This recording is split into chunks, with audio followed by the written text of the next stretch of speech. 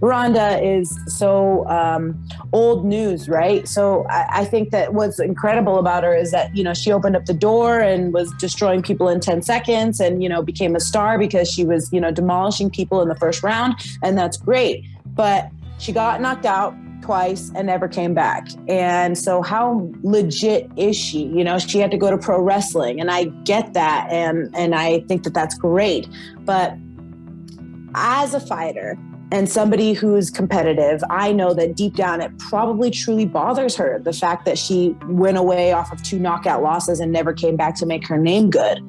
If it really truly does bother her, and if it gets under her skin at the end of the day to know that, her legacy is kind of like, she's kind of a joke in the MMA world now because what is the word? Sellout, like a little bit of a sellout there. Oh, wow. I mean, I guess I understand, right? It's like pro wrestling. It's fake. You get paid millions of dollars. I get it. But like for me, for the real shit, for like you're the real deal, I would say that that's in the UFC. And if she ever wants any of that real smoke, I'm ready.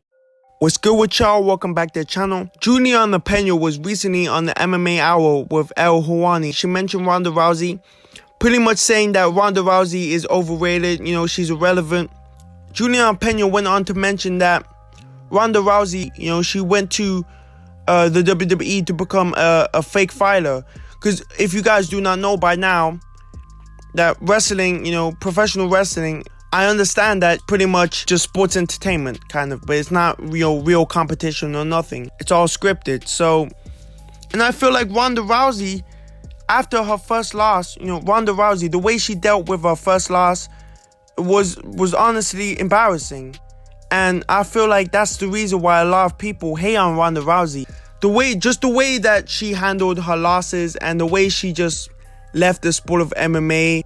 Ronda Rousey, it's really her attitude that makes people want to dislike her. Because me personally, I don't believe Ronda Rousey's a bad person. I feel like she's just a very competitive person and she's very confident, but her confidence comes off as cockiness.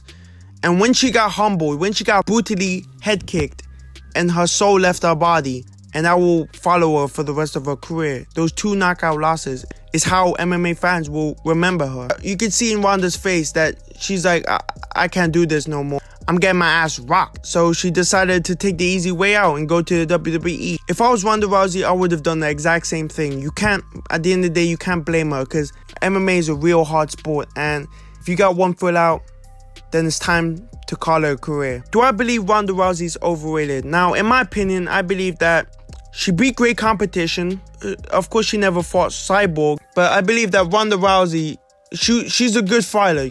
She's only lost twice to Holly Holm, was really good back then. And then she fought Amanda Nunes, who we know how good Amanda Nunes is. Amanda Nunes is the greatest female fighter of all time.